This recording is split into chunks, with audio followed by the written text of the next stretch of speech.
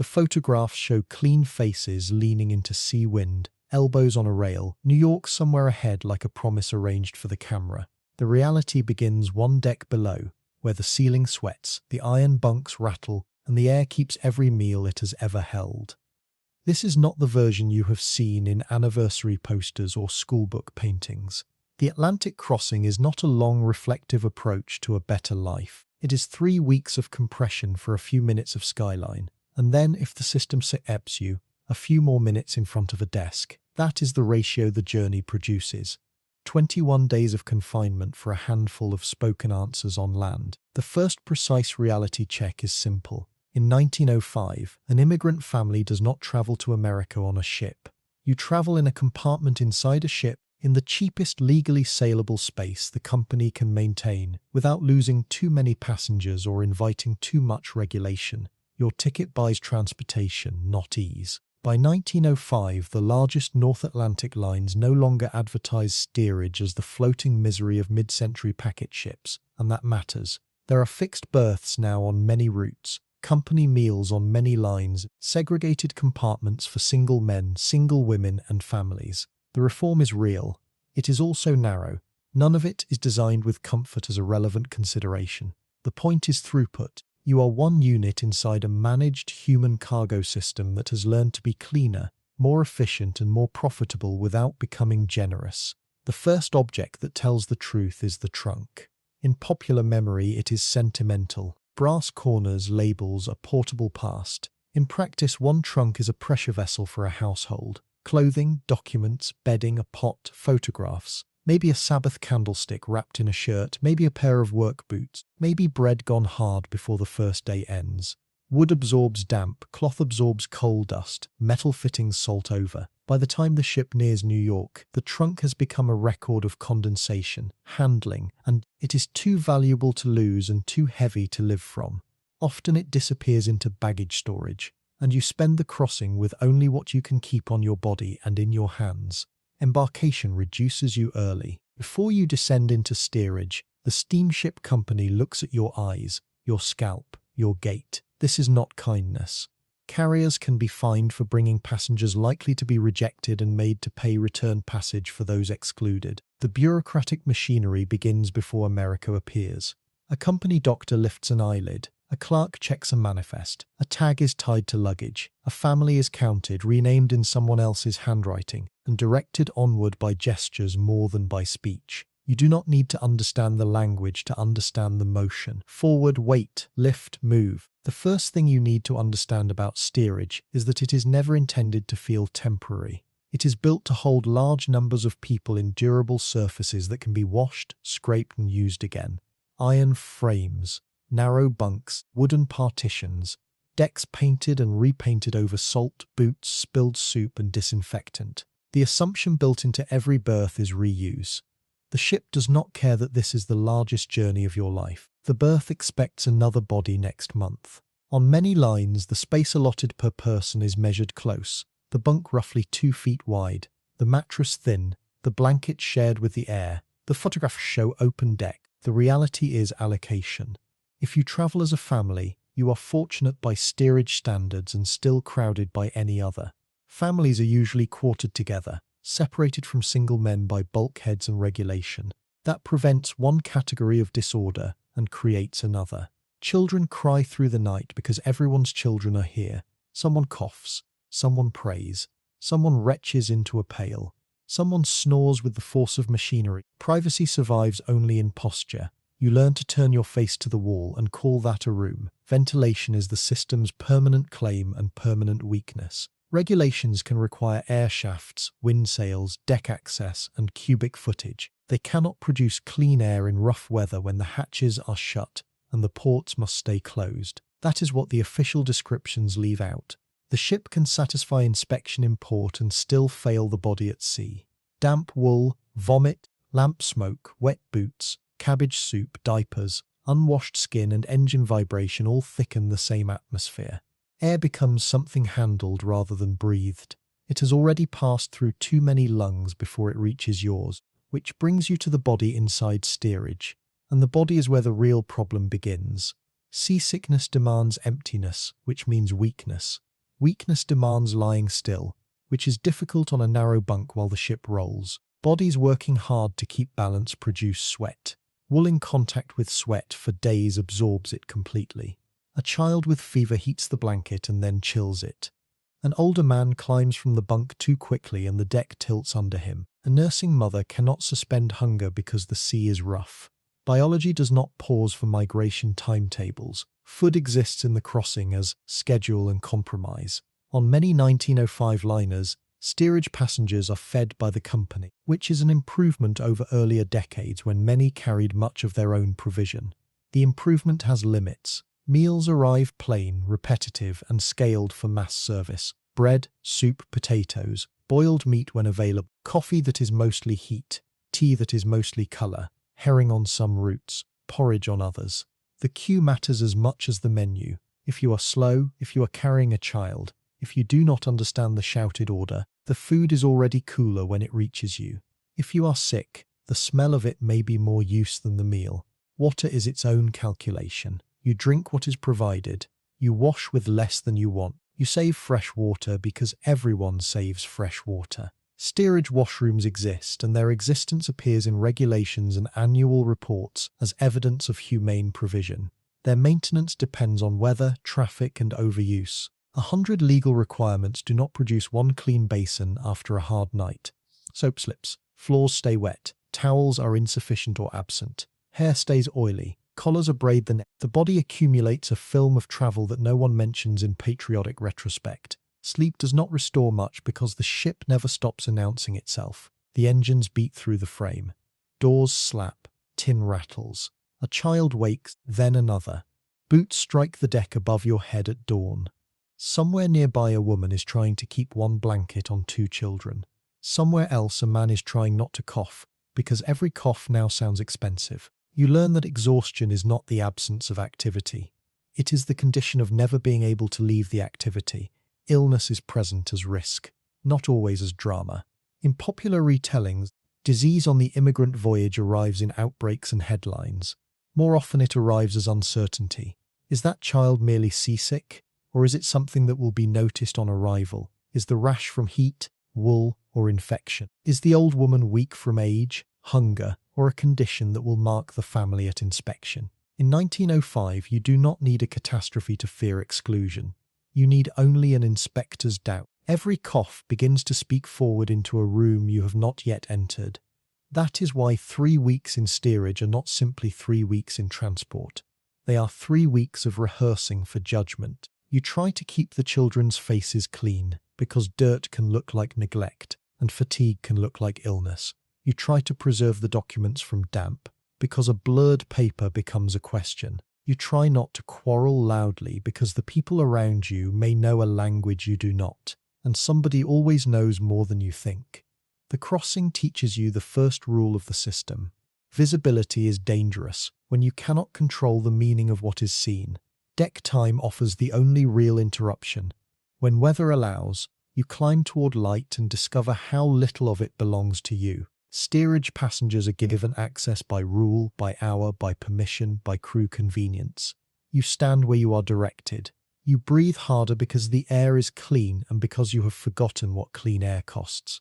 Children revive briefly. Blankets are shaken. Faces turn upward. The ocean, which from a distance looks like freedom, operates here as weather. Wind cuts through damp clothing. Spray salts the lips. The horizon remains empty no matter how much you need it to mean progress. The photographs show these moments because these moments can be shown. They show deck games, railings, mothers with infants in shawls, men in caps looking west. The reality is that the camera selects the top layer of the ship. Below it, the bunks keep their shape in the dark. The blankets keep the smells. The trunk keeps the damp. The crossing is still 21 days of confinement for a few minutes of sea air, and eventually a first sight of harbour. As the ship nears New York, excitement does not cancel procedure. It collides with it. People push for a view of the Statue of Liberty, because symbols are easier to reach than officials. You go up if you can, holding the child, holding the rail, trying not to lose the other child in the crush. The skyline appears briefly through smoke and rigging. It is smaller than the stories and more mechanical. Piers, masts, tugs, warehouses, ferries. America first presents itself not as a nation but as infrastructure. The adults around you fall silent or speak too fast. The children look because everyone else is looking. Then the ship slows and the misunderstanding begins. Arrival is not entry. Harbour is not admission. For many steerage passengers, the ship must first clear quarantine formalities before the immigrants are transferred. Cabin passengers may be inspected aboard and released quickly. You are not. Class decides sequence. It always has. You wait for barges or ferries to take steerage passengers onward to the island built to process them. The promised land is now visible and still unavailable. After 3 weeks in one managed space, you are moved into another. By this point, the trunk is heavier than when you packed it, though nothing valuable has been added. That is how migration works in material terms. Wood takes on moisture, metal takes on rust, cloth takes on the ship, your hands take on rope burn, salt and habit. The children take on the pale look of indoor travel. Your body takes on the knowledge that endurance can become routine faster than dignity can. None of this appears in commemorative paintings. The paintings stop at the harbour. You do not stop there. You descend again, gather what the family can carry, and wait to be counted into the next queue. The Atlantic is behind you, but the crossing has not ended. It has only changed from weather to administration. The same ratio still governs the day. Weeks of compression for minutes of decision. And the first real test begins when the island comes into view and someone points not to the statue, but to the building where your future will be sorted at speed. The barge moves slowly because barges are built for compliance, not for urgency. You stand with the others in an open hold or on a flat deck, depending on the vessel, depending on the weather, depending on factors no one explains. The Statue of Liberty passes on your left, closer than it looked from the ship but still irrelevant to the process. No one is checking whether you noticed it. No one is recording your feelings. The destination is the red brick building ahead, and the destination has a schedule. Ellis Island in 1905 is not a welcoming centre. It is a filtration plant. That is not a metaphor. The architecture, the staffing, the movement patterns, the paperwork, all of it is designed to process thousands of people per day, while identifying the ones who should not proceed. The building you are approaching handles between 3,000 and 5,000 immigrants on a typical busy day. On peak days, the number exceeds 10,000. The system does not care about your particular story. It cares about your category. You step onto the island carrying what you can hold. Baggage is taken or directed elsewhere. The trunk, if it has survived, goes into storage with a tag. You may or may not see it again before the day ends. The first instruction is physical, move forward. The second instruction is also physical, climb the stairs. These are not neutral architectural choices. The stairs are the first inspection. Doctors stand at the top, watching. They do not examine you yet. They observe how you climb. A limp suggests injury or disease. Shortness of breath suggests heart trouble or tuberculosis. A stumble suggests neurological damage. A child carried too long suggests the child cannot walk.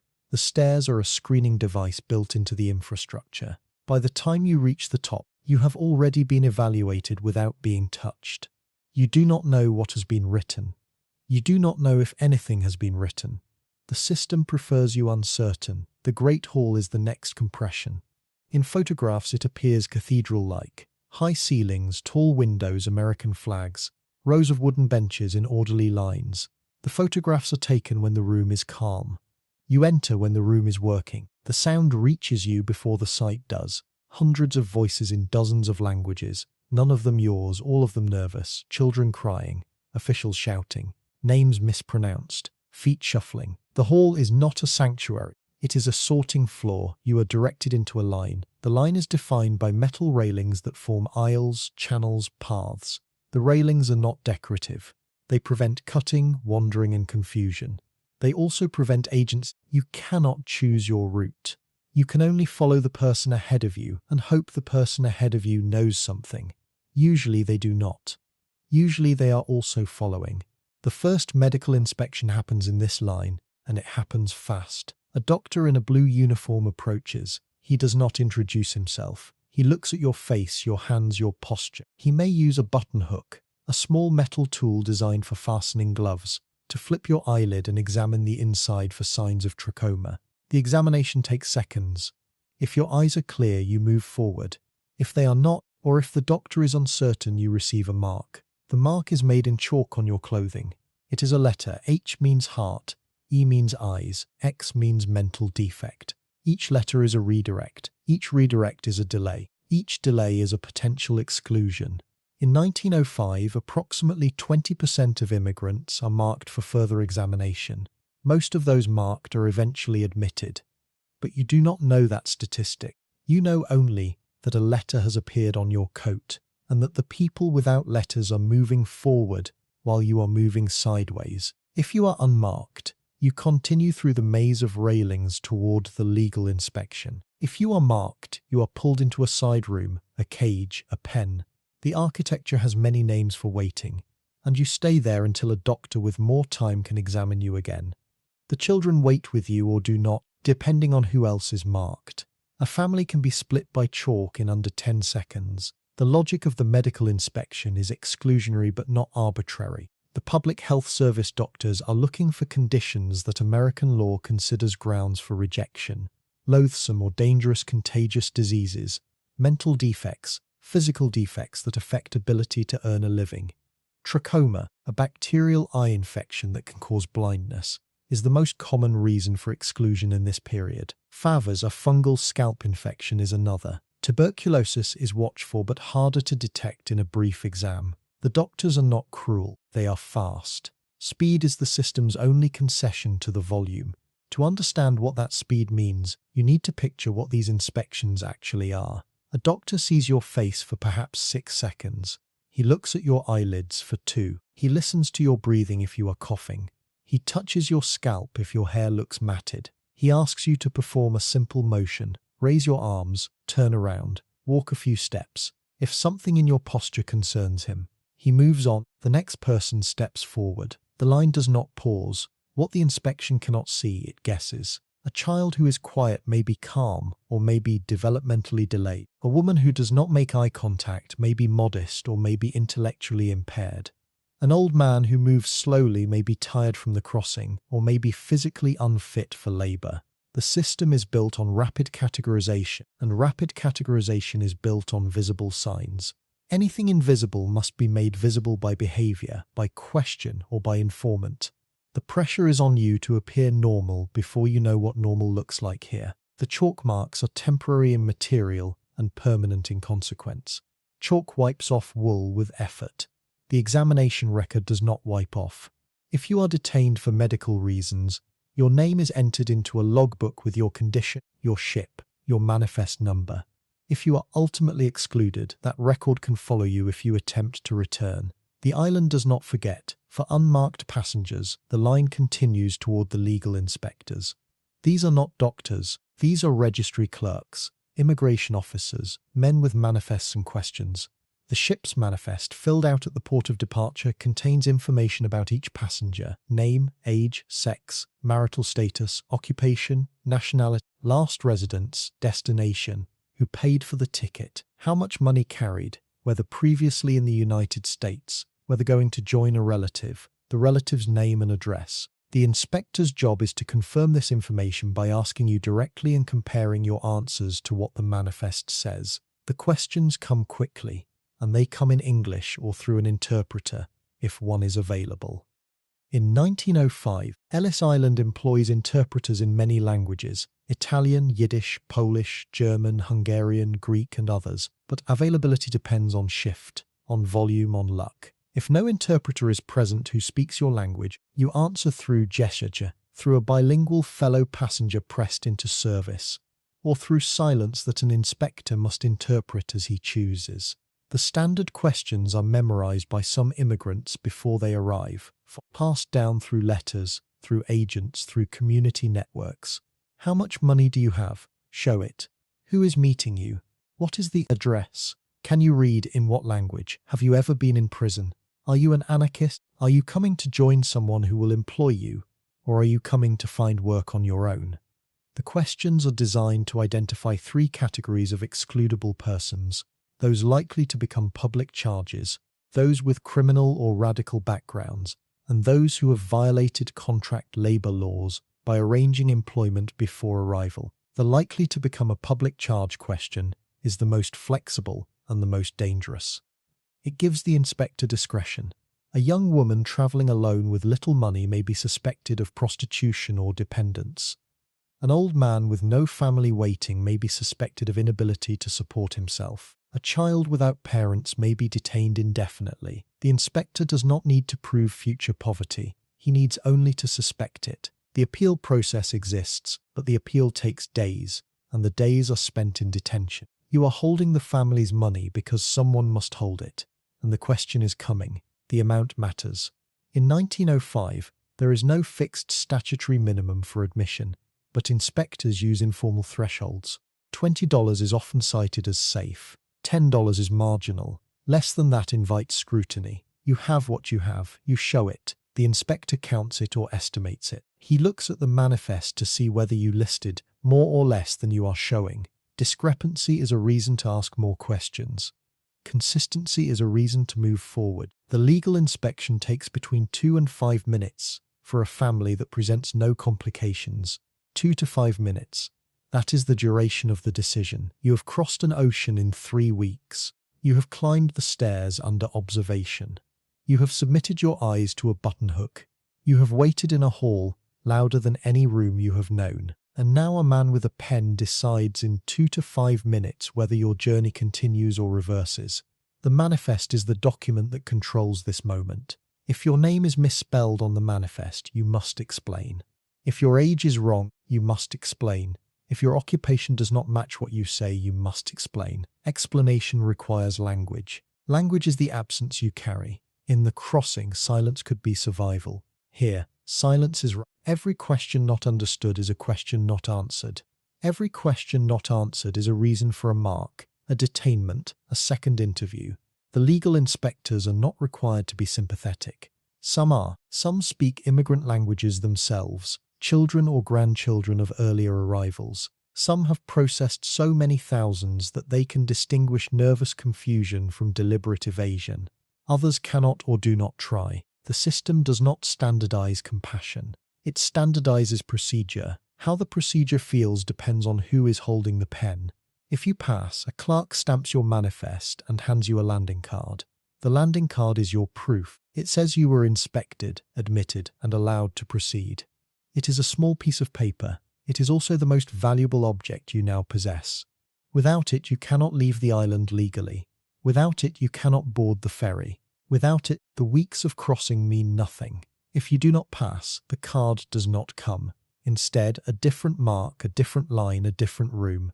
The Board of Special Inquiry handles contested cases. It is a 3-person panel that reviews medical exclusions, legal exclusions, and ambiguous situations. It has the power to admit, to exclude, to demand bonds, to require telegrams confirming the waiting relative, to hold you for days while paperwork moves. The board is where the marginal cases go. The board is where language matters most because the board asks harder questions and the stakes are deportation. Your family is standing in the legal line. You are holding the money. You are holding the landing card from the medical inspection, assuming you were not marked. You are holding the child's hand because the child is tired, and the hall is loud, and the line is long, and the man ahead of you is arguing with the inspector through an interpreter who seems as uncertain. The line does not move. The line eventually moves. You reach the desk. The inspector looks at the manifest. He looks at you. He asks the first question. You do not understand the question. He repeats it. You do not understand the repetition. He gestures at the manifest. He points at a name. Your name, perhaps. Perhaps not. The transliteration from one alphabet to another has already changed it. He waits. You try to answer. You say the name you have always used. He writes something down. He asks another question. The interpreter is not here, or the interpreter is busy, or the interpreter speaks a language close to yours but not yours.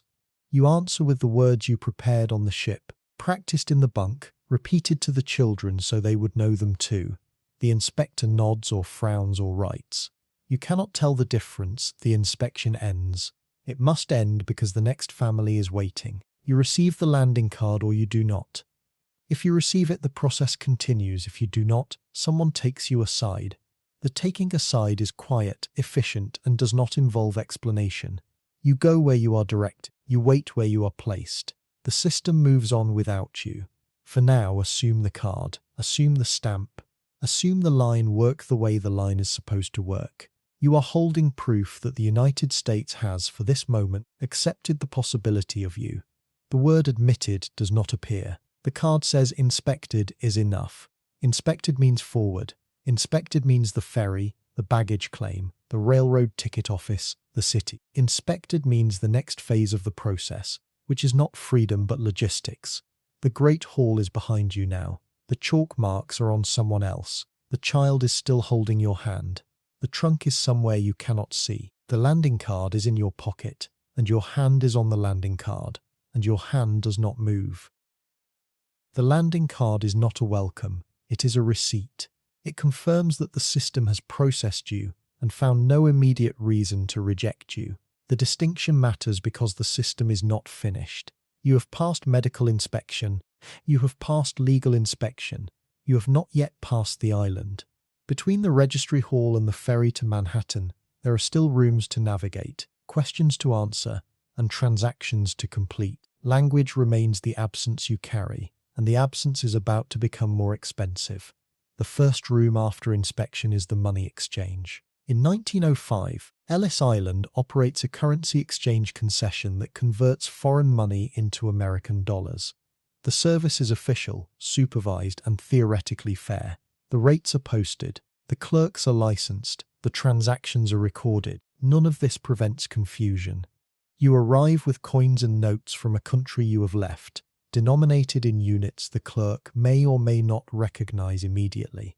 You do not know the exchange rate because you have never needed to know it. You know only that the money you have must become money that works here. The exchange happens behind a window. You push your currency through. The clerk counts it, consults a chart, calculates, and pushes American money back. You count what you receive. You do not know if the count is correct. You cannot ask because asking requires words you do not have. The clerk is already gesturing for the next person. The transaction is complete in under a minute. Whether it was fair is a question you cannot answer until later. If ever, the money exchange is where the first small extractions occur, not theft. The system has been reformed enough to prevent outright theft in most cases, but friction, a rate slightly worse than posted, a coin deemed unexchangeable, a bill refused for damage, a calculation error in the wrong direction. You have no recourse, you have no language, you have only the dollars now in your hand, and the knowledge that the dollars must last until someone hires you or until the relative you are joining takes you in. The railroad ticket office is the next station. Most immigrants in 1905 are not staying in New York. They are passing through to destinations deeper in the country: Chicago, Pittsburgh, Cleveland, St. Louis, smaller towns where relatives have already settled, where jobs have been described in letters, where communities speaking your language have already formed. The railroad ticket is the bridge between the island and that destination. The ticket office is where the bridge is sold. The process is straightforward in theory. You tell the clerk where you are going. The clerk sells you a ticket. You pay. You receive the ticket. You proceed to the ferry, which takes you to a railroad terminal in New Jersey or Manhattan, depending on the line. In practice, the process is a negotiation conducted without shared language, under time pressure, with children in tow. The clerk speaks English. You do not. The clerk has a map, a rate book, a stack of tickets. You have a name, a city, a town, a street, written on a piece of paper by someone who may or may not have spelled it correctly. You push the paper through the window. The clerk squints at it, tries to pronounce it, checks the map. Sometimes the name is clear, sometimes it is not. A town in Pennsylvania written in Yiddish characters transliterated into Roman letters by an agent in Hamburg does not always match the name on an American railroad map. If the destination cannot be identified, you have a problem. You cannot explain further because you do not have the words. The clerk may call for an interpreter. The interpreter may be available or may be handling the 3 families ahead of you. The line behind you grows. The pressure to move forward builds. A decision must be made. Accept the ticket the clerk offers and hope it is correct, or refuse and wait for help that may not come quickly. The ticket price is another compression point. Railroads in 1905 charge by distance, class, and route. The ticket office at Ellis Island is supposed to sell tickets at standard rates, but standard rates are not always clear to the buyer. You do not know what the trip should cost. You know only what you have. If the price quoted exceeds what you have, you must make a choice. Buy fewer tickets. Leave someone behind temporarily. Borrow from a stranger who speaks your language and hope to repay later. Negotiate in gestures for a cheaper routing. The clerk has options. You have urgency. Many families travel with a destination address but no clear understanding of American geography. The address says Chicago, but Chicago is not one train ride. It is a transfer, perhaps two. The ticket office may sell you a through ticket, or may sell you a ticket to the first junction and leave you to figure out the rest. You will not know until you are standing on a platform in a city you do not recognize, holding a ticket that may or may not take you further. The railroad companies understand this. They have agents positioned at Ellis Island precisely because immigrants are a captive market.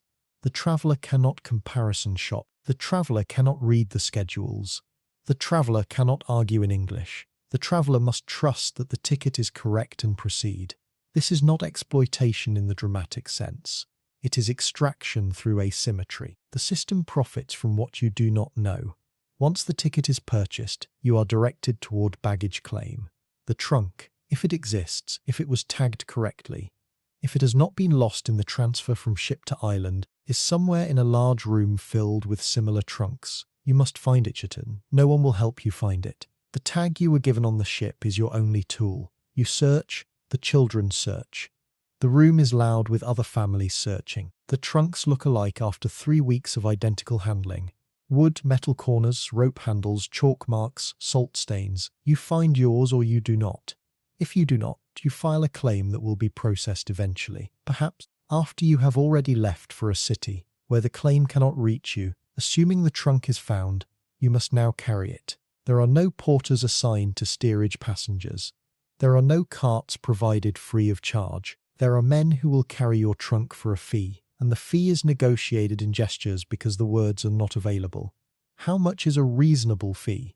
You do not know. You pay what is demanded, or you carry the trunk yourself. The trunk is heavy with 3 weeks of moisture and everything you own. You carry it. The detention rooms are the other path, the one you avoid if the inspections have gone well. But even for admitted families, the detention rooms matter, because they explain what the island actually is.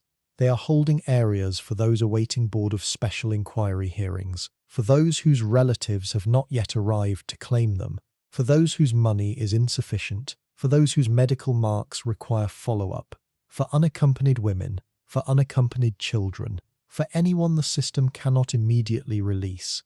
The detention rooms are not prisons. They are also not comfortable. Long benches, wire partitions, guards at the doors. Food is provided, plain, institutional, adequate by the standards of mass feeding. Sleep is provided, bunks, blankets, dormitory conditions. Time is provided, hours, sometimes days, sometimes weeks. What is not provided is information. You wait because someone has told you to wait. You do not know when the waiting will end. You do not know what will end it. You know only that the island is holding you, and that the city is visible through the windows and unreachable. For those in detention, the telegram becomes essential. The system requires proof that someone in America will take responsibility for you. If you have listed a relative on your manifest, the inspectors may demand confirmation. A telegram is sent. An answer must be received. The relative must appear in person, or send money, or sign a document. The process takes as long as the process takes. Meanwhile, you wait in a room with dozens of others who are also waiting, whose languages you may or may not share, whose anxiety is as visible as your own. The women's detention area is separate, governed by different fears. In 1905, immigration authorities are deeply concerned about unaccompanied women entering the country for purposes of prostitution. The concern is real but also exaggerated, and the result is that single women, young women, widowed women, and women whose relatives have not appeared are held with particular scrutiny. A woman travelling alone must be met at the island by a male relative or a representative of an approved immigrant aid society. If no one comes, she does not leave. The island protects her by confining her. That is the logic. The missionary societies understand this logic and exploit it for benevolent purposes. Representatives from Hebrew Immigrant Aid Society, Italian Welfare League, German Society, and similar organizations station themselves at Ellis Island precisely to meet women, to vouch for translation, to intervene when the system stalls. These representatives speak immigrant languages. They know the regulations. They know which inspectors are flexible and which are not. For a family with no English, an aid society representative is the closest thing to power available. You may or may not encounter such a representative. It depends on who is working that day, on whether someone notices you, on whether you know to ask for help in a way that reaches the right ears. The societies cannot help everyone. The volume is too great. They triage. They prioritize the most vulnerable and the most connected. Women alone, children alone, families with ties to established communities. If your family does not fit those categories, you navigate alone. Language is the absence that governs all of this. Every transaction, question, every decision requires communication. Communication requires words. You have the words you brought, which function in the community you left, and will function again in the community you are joining, but do not function here, in this intermediate space, on this island built for processing. The island has interpreters, but not enough. The island has signs, but not in your alphabet. The island has officials who gesture and point, and you follow the gestures, because following is the only grammar you share. The children are watching you navigate. They are learning that adulthood in this new place means uncertainty performed with confidence. You do not let them see the confusion. You walk as if you know where you are going. You hand over money as if you understand the transaction. You nod at instructions as if the words have reached you. The performance is survival. If the children see fear, the fear spreads. If the children believe you are in control, they remain calm. Calm children do not attract official attention. Official attention is what you are trying to avoid. The island operates on the assumption that confusion is temporary. You arrive not speaking English, you will learn. You arrive not understanding the money, you will adapt. You arrive not knowing the geography, you will be guided by relatives, by employers, by community. The assumption is mostly correct. Most immigrants do learn, adapt, become fluent, become American. But the island is not the learning period. The island is the test before the learning begins. It measures not what you will become, but what you are at the worst possible moment. Exhausted, disoriented, dressed in clothes that have not been washed in 3 weeks, holding children who are crying, carrying money you cannot count confidently, answering questions you do not understand. The ferry schedule is posted somewhere, but the posting does not help you. You wait until someone directs you to a line. The line leads to a gangway. The gangway leads to a ferry. The ferry runs to the Battery, the southern tip of Manhattan, or to railroad terminals in New Jersey, depending on your ticket. You do not choose. You are direct. The direction is based on your destination, which is based on your ticket, which is based on the negotiation you could not fully control. You board the ferry with the trunk, with the children, with the landing card, with the railroad ticket, with the American money whose count you are still not certain of. The island recedes. The city approaches. This is the moment the photographs prefer. The immigrant gazing at the skyline, the new world opening, the harbour full of possibility. The photographs do not show the inside of the ferry, which is crowded, or the weight of the trunk, which has not lessened, or the uncertainty about whether the train will be where the ticket says it will be. You are still carrying the absence of language. The absence does not stay on the island. It travels with you into the city, onto the train, into the neighbourhood where the relative waits, into the room where you will sleep tonight if everything works, into the job interview you cannot yet imagine, into every transaction for months or years until the words finally come. The island was never the barrier. The island was only where the barrier became visible. The barrier is what you do not know and cannot say. The barrier is 3 weeks, 1 trunk, 0 language. The barrier is still with you as the ferry docks. The ferry docks at the Battery, and the city begins without introduction. There is no official welcome, no orientation, no guide assigned to your family. There is a gangway, a pier, a crowd, and beyond the crowd, streets that do not explain themselves. You step off carrying what you have carried since the island: the trunk, the children, the landing card, the railroad ticket, the money. And you enter a city that is already moving too fast to notice your arrival. Manhattan in 1905 is not the Manhattan of later imagination. It is denser, louder, dirtier, more chaotic. The streets near the Battery are packed with commerce: carts, horses, wagons, early automobiles, pedestrians weaving between all of it. The noise is constant: hooves on cobblestone, wheels on pavement, voices selling, voices arguing, voices calling in languages you do not recognize and a few you almost do. The air smells of horse manure, coal smoke, fish from the nearby Fulton Market, and something chemical you cannot identify. This is the first air of America that is not ocean air or island air. It is city air it does not welcome. Your railroad ticket determines your next move. If your destination is New York itself, the Lower East Side perhaps, where relatives have already crowded into tenement rooms, you must find your way from the Battery to that neighborhood. The distance is walkable, perhaps 2 miles, but you do not know the route. You do not know which streets go north. You do not know that the grid system begins above Houston Street and means nothing below it.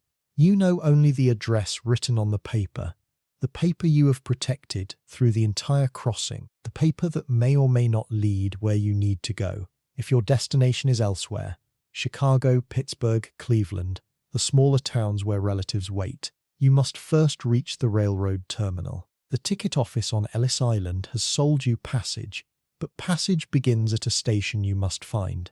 Some ferries deliver immigrants directly to railroad terminals in New Jersey, which simplifies the problem. Others deliver to the Battery, which means you must cross Manhattan to reach a different terminal. You are not told which situation applies to you until you are already on the pier, holding a ticket you cannot fully read. The railroad terminal is a building designed for throughput, like the island, but without the island's pretense of supervision. No one is watching to see if you find your platform. No one is checking whether your ticket matches your destination. The signs are in English. The schedules are in English. The announcements are in English, shouted by conductors whose accents you cannot pass even if you knew the words. You find the train by pointing at your ticket and following where fingers direct you. Sometimes the fingers are helpful, sometimes they are impatient, sometimes they are wrong. The platform is another compression point. Trains in 1905 do not board in orderly sequences with assigned seats and electronic displays. Trains board when the train arrives, the gates open, and everyone pushes forward. You push with the trunk, with the children, with the fear that if you do not board quickly there will not be space, or you will be separated, or you will miss the train entirely and spend the ticket on nothing. The pushing is not polite. It is not cruel either. It is simply the physics of too many people and too few doors. Once aboard you find seats if seats exist. Immigrant coaches, the cheapest class, are often crowded beyond the nominal capacity.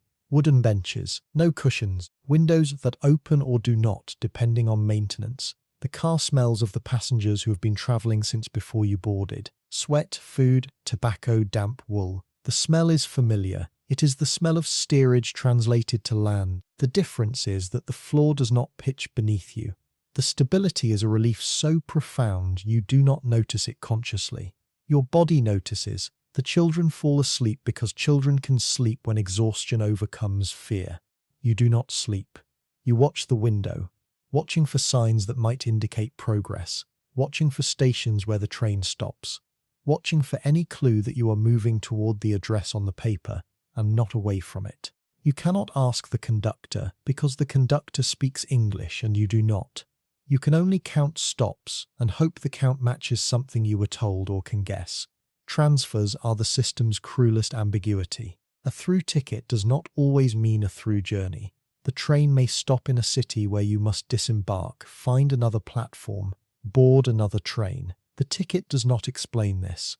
The conductor may try to explain by gesture, but gestures are approximate. You disembark when others disembark and discover you are in a terminal with more signs you cannot read, more platforms you cannot distinguish, more urgency than information. This is where immigrants lose each other. A family separated during a transfer may not find each other for hours. A trunk left on a platform while you search for information may disappear. A child who wanders during the confusion may become a case for authorities you cannot communicate with. The system assumes competence it has not provided. It assumes you can read the signs, understand the announcements, navigate the geography. It assumes you are a traveller, not a refugee in transit. The assumption does not account for 3 weeks of exhaustion, 3 weeks of institutional processing, and 0 words of the local language. The journey inland takes hours or days, depending on distance. Chicago is approximately 900 miles from New York. By 1905 standards, the trip takes roughly 24 hours if connections are smooth, longer if they are not. You sit on a wooden bench for 24 hours. You eat what you brought or what you can buy from vendors at stations. Bread, sausage, fruit, items you select by pointing because asking is not possible. You drink water when water is available. You manage the children's needs in facilities that are not designed for families, not designed for privacy, not designed for dignity. The landscape outside the window changes and does not change. You have no framework for American geography. The farmland of New Jersey, Pennsylvania, Ohio, it passes as undifferentiated green and brown. Towns appear and disappear. Rivers are crossed. The names mean nothing. You are not sightseeing. You are enduring. The train is not a journey. It is a continuation of the waiting that began when you left home, passed through the ship, passed through the island, and now passes through a country whose size you are only beginning to comprehend. Other passengers look at you. You know this because you look at other passengers too. The looking is mutual assessment. Who are these people? Where are they going? Are they like us? The immigrant coaches contain many families like yours. Same exhaustion, same bundles, same children, same silence. You share glances but not often words. Even among immigrants, language divides. The Italian family does not speak to the Jewish family, does not speak to the Polish family, does not speak to the Greek family. Each group clusters with its own. The compartmentalization of Europe continues in transit. At stations, vendors board the train selling food and newspapers. The food is negotiable by gesture. The newspapers are useless to you.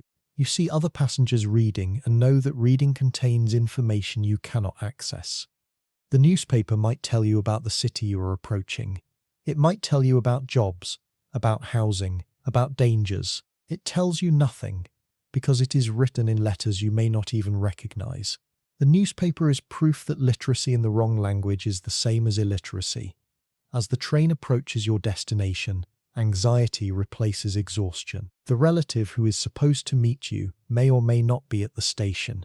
The address on the paper may or may not be where you expect. The plan, such as it was, depended on letters exchanged months ago, on information that may have changed, on promises made by people you have not seen in years. The relative may have moved. The relative may be sick. The relative may have reconsidered the obligation. You do not know. You can only proceed. The station in your destination city is another processing point. You disembark into a crowd. You search for a face you might recognize, a face that might recognize you. The searching is mutual. Relatives pace the platform looking for arrivals, holding signs sometimes, calling names. If the name is called in a language you understand, you hear it. If the face is familiar, you find it. If neither happens, you stand with the trunk and the children in a strange city with no next step planned. The meeting, when it happens, is relief and compression at once. The relative has a room perhaps, or a corner of a room, or a connection to someone who has a room. The relative has information. Where to find work, where to buy food, where the others from your town have settled, which streets are safe, which employers hire people who cannot speak English yet. The information pours out in your shared language. The first extended conversation you have had in weeks that does not involve inspection or transaction. You listen. You try to remember. The city is already too much, and the relative's words are the only map you have. The room is the first stable space since you left home. It is not much of a room. Tenement housing in 1905 is notoriously crowded. 5, 6, 7 people in 2 rooms, sometimes more. The buildings are old or cheaply built. The plumbing is shared. The ventilation is poor. The light is insufficient. The rent is still more than you expected. But the room does not move. The room does not require you to show papers. The room is where you put down the trunk for the first time in 3 weeks and know it will be there in the morning. The trunk opens, and what comes out is damp, wrinkled, salt-stained, smaller than it seemed when it held everything. The candlesticks are tarnished. The photographs are curling. The bread, if any survived, is inedible. The clothes need washing, but washing requires water, soap and time, all of which cost money or effort you do not yet have. You wear what you have been wearing. You will wash when washing becomes possible. The first night in America that is not transit is not restful. The building is loud. Other families, other languages, other children, other arguments through thin walls. The street is loud, carts even at night, voices, the city's refusal to quiet. You lie in the dark, or what passes for dark, when street lamps glow through uncurtained windows, and you try to calculate what comes next. The money from the exchange will last days, maybe weeks.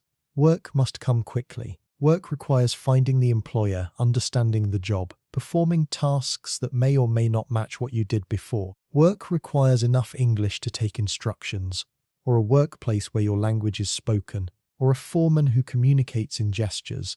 The children are asleep again, in a bed that is not a bunk, in a room that is not a ship's compartment or a ferry or a train car. They have travelled 3 weeks and 3,000 miles. They have been inspected, processed, questioned in languages they do not understand. They have held your hand through crowds and followed your false confidence through systems designed to filter them. They are in America now. They do not know what that means. Neither, if you are honest, do you. You know only that the journey has ended and the next phase has begun. The trunk sits in the corner. It has carried everything you chose to keep from the old life. It is lighter now than when it was packed because some things were lost, some things were discarded, some things were used up. The wood is swollen, the metal is rusted, the rope handle is frayed. The trunk looks like what it is, an object that has survived a crossing and shows the damage. If you opened it now in good light, you would find the record of the journey embedded in every surface, salt in the grain, mould in the corners, creases in the cloth that will not come out. The trunk remembers everything. Tomorrow you will begin again. Tomorrow there will be a landlord who wants rent, a grocer who wants payment, a potential employer who wants to know what you can do. Tomorrow the absence of language will matter again, differently than it mattered on the island, practically rather than bureaucratically. Tomorrow the children will need food, school eventually, clothing that fits, a neighborhood they can navigate without fear. Tomorrow is the rest of it, the years that the immigration story usually skips, the part where arrival becomes life. But tonight is the first night. The room is small and crowded and too warm. The trunk is in the corner. The landing card is in your pocket, a piece of paper proving that the system accepted you, that you passed the inspection, that you are here legally, that this is not a dream that dissolves into deportation. You do not sleep much. You have not slept much in 3 weeks. Sleep will come eventually, when the body finally believes that the motion has stopped. For now, you wait. Waiting is what the journey has taught you. You waited on the ship. You waited on the island. You waited on the train. You wait now in the dark for the morning that will require everything you have left. The morning arrives without announcement. Light through the window, sounds from the street, the relative already moving in the other room.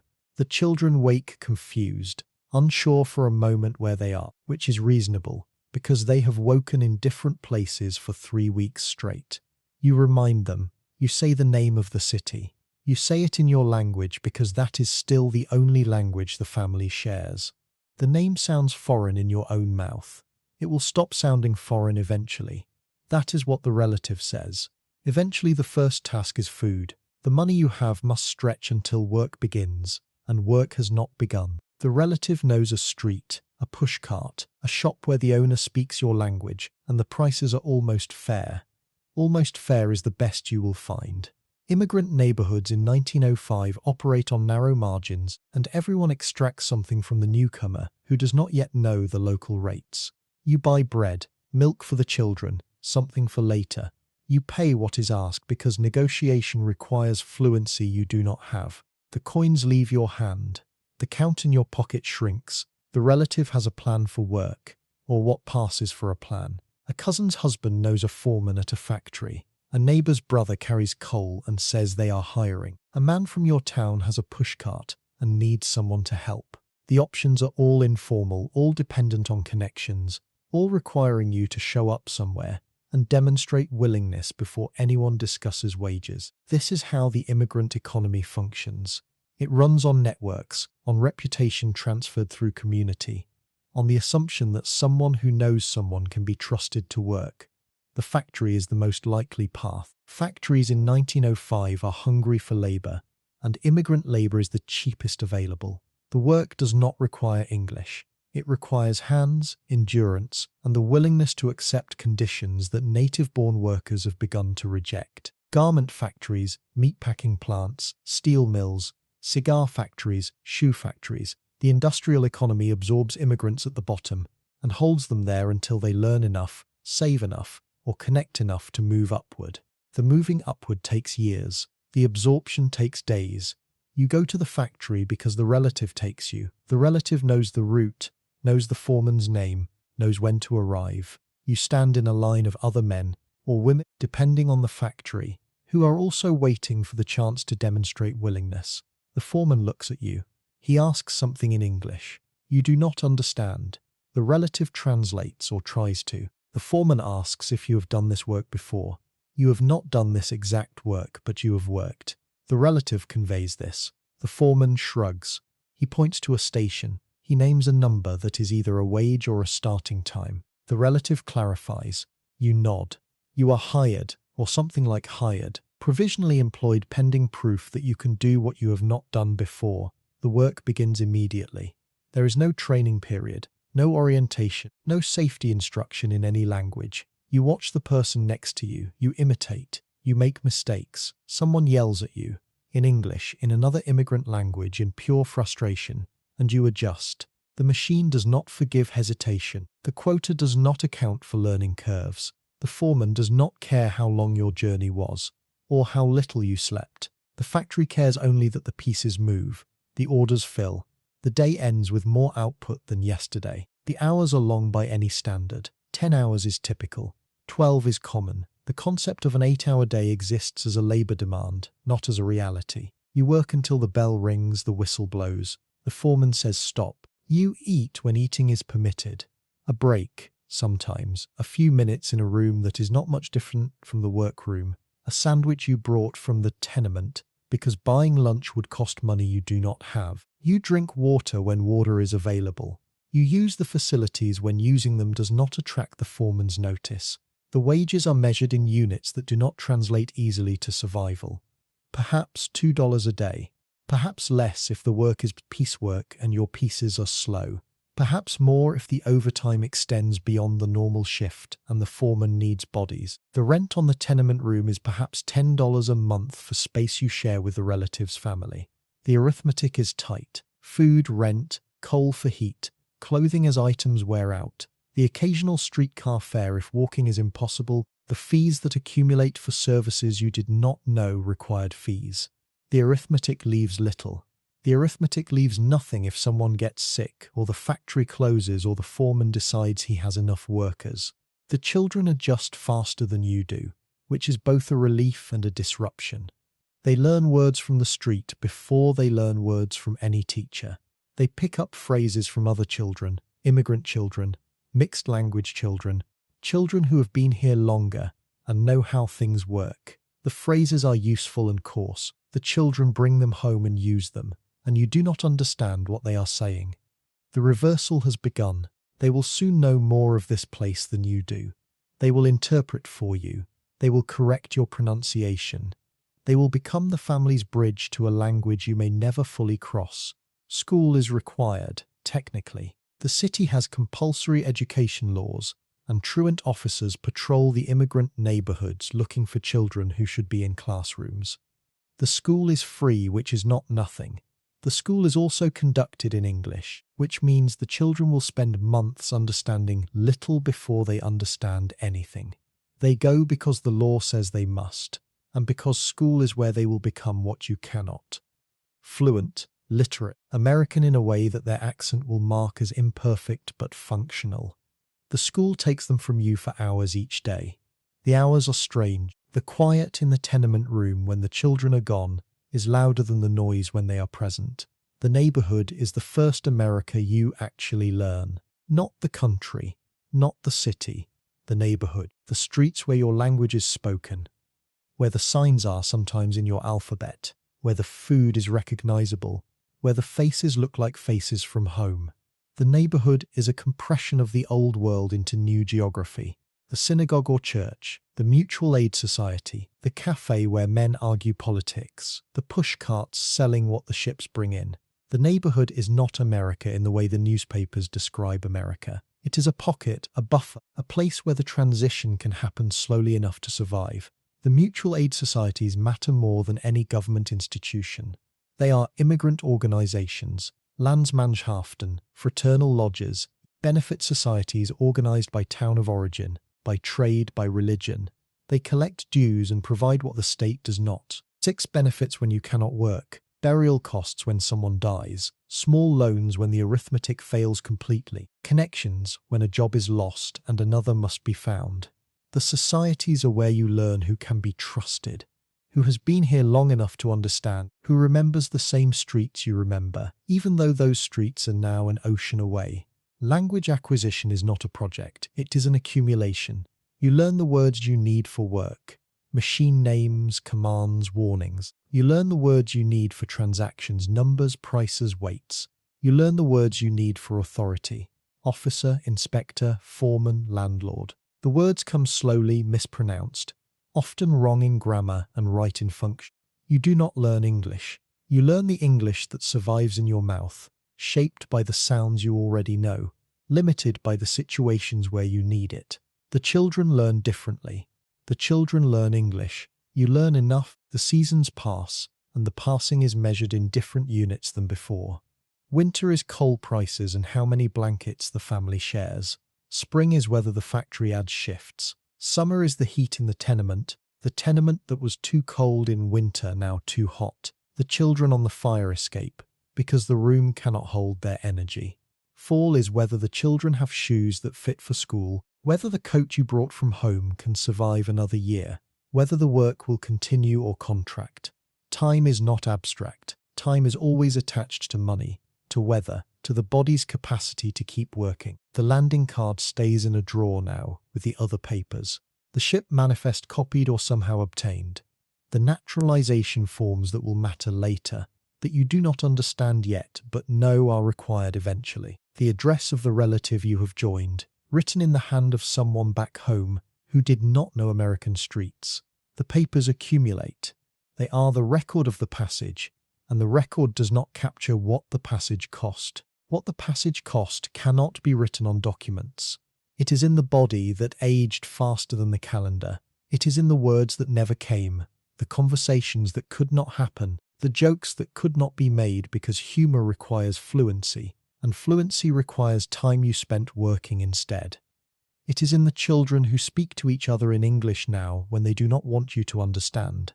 It is in the distance from the relatives who did not come, whose letters arrive less often as the years pass, whose faces are becoming photographs rather than memories. It is in the food that tastes almost right but never exactly, because the ingredients are different here, or because your tongue has changed, or because taste carries memory and memory carries loss. The trunk is still in the corner. It has not been opened in months. What would be the point? The clothes inside no longer fit the climate or the fashion. The objects inside are relics now, things saved for sentimental reasons that sentiment cannot sustain when space is scarce, and every item must justify its presence. The trunk has become furniture, a surface for other things to rest on. The children do not know what is inside. They do not ask. The trunk is from before, and before is not a place they remember. You are 34 years old perhaps, or 40, or 26. The age matters less than the feel of it. You have spent 3 weeks on a ship breathing other people's air. You have climbed stairs while doctors watched your legs. You have pushed your eyelids open for a stranger's hook. You have answered questions you did not understand with answers you had rehearsed in the bunk. You have carried a trunk across a harbour, through a terminal, onto a train, into a room. You have learned to operate a machine that did not exist where you came from. You have paid rent, bought bread, Watched children become strangers who love you. The system called it immigration. The intake forms called it admission. The manifest called it steerage, single entry, destination confirmed. The papers recorded what could be measured: age, height, money, occupation, previous residence. The papers did not record what the days contained. They did not record the moment when the chalk mark appeared on the coat of the woman ahead of you, and you understood for the first time that you could be sent back. They did not record the sound of your name mispronounced by the inspector, made foreign in his mouth, and you nodded anyway because nodding meant forward. They did not record the weight of the trunk on the stairs, or the cost of the railroad ticket that might have been wrong, or the first night in the room when you could not sleep because the motion had finally stopped and your body did not believe it. The trunk remembered everything. The wood grain holds the salt. The hinges hold the rust. The interior holds the shape of what was packed and unpacked and never quite fit again. If you opened it now, if you lifted the lid and looked inside, you would find the journey compressed into objects: a candlestick, a photograph, a letter, a piece of cloth. You would find the things that were chosen when choosing was the only power you had. You would find what survived: 3 weeks, 1 trunk, 0 language. That is the ratio the crossing produced. 21 days of confinement, 1 container of the portable past, and an absence where words should have been. The arrival was not a conclusion. It was a transfer from one system of processing to another, from ship to island to ferry to train to tenement to factory to street. The processing never entirely ended. It only became less visible, distributed across transactions rather than concentrated in inspections. You stopped being processed and started being a worker, a tenant, a parent, a number in a different ledger. The ledger did not ask how you arrived. The ledger asked only what you produced.